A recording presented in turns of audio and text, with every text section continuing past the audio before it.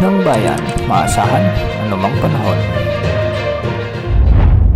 Magandang araw po sa ating lahat. Narito ng pinakuling update sa magiging lagay ng ating panahon sa araw na ito at sa mga susunod na mga araw. Sa kasalukuyan, patuloy nating minomonitor ang low pressure area at ngayon ay nasa vicinity na ito ng Dumaran, Palawan. Ibig sabihin nito, nagdadala na ito ng maulap na kalangitan at may mga pag-ulan sa maraming lugar sa Palawan, kasama na ang Occidental Mindoro at Oriental Mindoro. Makikita natin sa ating satellite animations na halos concentrated ang makakapal na kaulapan sa mga nasabing lugar, kaya asahan ang maulap na kalangitan na may mga pag-ulan at pagkidlat pagkulog. Dahil dito, hindi inaalis ang banta ng mga biglaang pagbaha o pagguho ng lupa, lalo na kung may mga umiiral na katamtaman hanggang sa malalakas na pag-ulan. Samantala, shearline naman ang nakakaapekto ngayon sa malaking bahagi ng Cagayan, Isabela at Aurora, kaya magiging maulap rin ang mga kalangitan na may mga kalat-kalat ding pag-ulan at pagkidlat pagkulog. Dulot ito ng pag-iral ng banggaan ng malamig at mainit na hangin.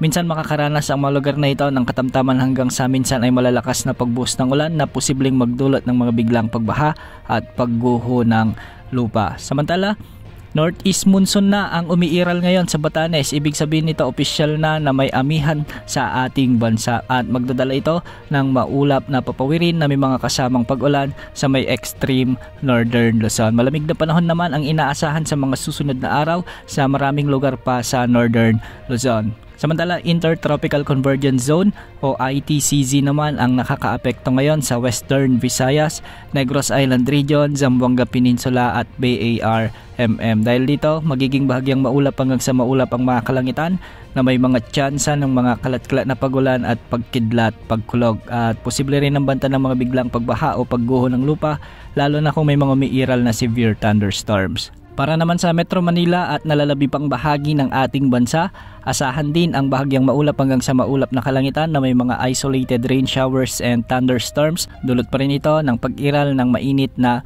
easterlies. Posible pa rin ang banta ng mga biglang pagbaha at pagguho ng lupa kung may mga umiiral na severe thunderstorms. Walang nakataas na gale warning ngayon sa anumang baybaying sakop ng bansa, ngunit magiging katamtaman hanggang sa maalon ang mga pag-alon sa mga karagatan ng extreme northern Luzon at posibleng umabot hanggang 3.7 meters. Sa nalalabi pang baybayin ng bansa ay posibleng umabot ang mga pag-alon hanggang 2.1 meters. Ayon sa Pag-asa, ang low pressure area na nasa Palawan ay nasa mababa pa rin ang tsansang maging bagyo sa susunod na 24 oras, ngunit kung sakaling nasa karagatan na ito o West Philippine Sea ay may posibilidad na lumakas ito bilang bagyo.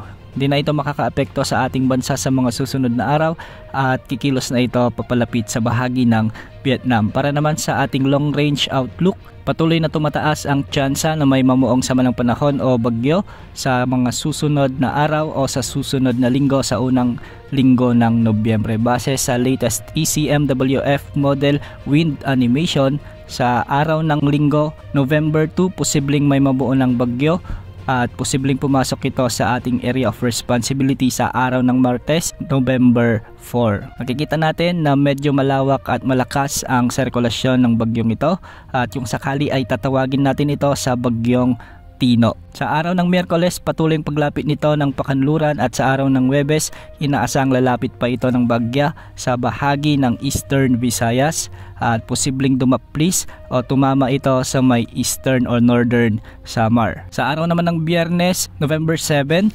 posibleng lumapit din ito o maglandfall sa bahagi ng Bicol Region, particular sa bahagi ng Catanduanes at posible ring dumaplis o tumama rin ang sentro nito sa may Camarines Norte. Magpapatuloy ang pagkilos nito sa mga kalupaan ng Quezon Province o Aurora at dadaanan nito ang malaking bahagi ng Central Luzon sa araw pa rin ng Biyernes, November 7 bilang isang malakas at malawak na bagyo. Posibleng maapektuhan ang mga lugar na ito sa bahagi ng Nueva Ecija. Posible rin na dumaan ito sa bahagi ng Bulacan, Pampanga, Tarlac, Zambales o di naman ay sa may Pangasinan. Mataas din ang tsansa na mas sumubsob pa ito sa bahagi ng Metro Manila o di naman sa ibang bahagi pa ng Calabarzon o Mimaropa. Depende na lamang kung may high pressure area na magtutulak dito at kung sakaling mas malakas pa ang amihan sa mga araw ng pagdaan ng bagyong ito. Samantala, hindi lang itong bagyong ito ang ating minomonitor dahil may isa pang potensyal na samalang panahon o bagyo rin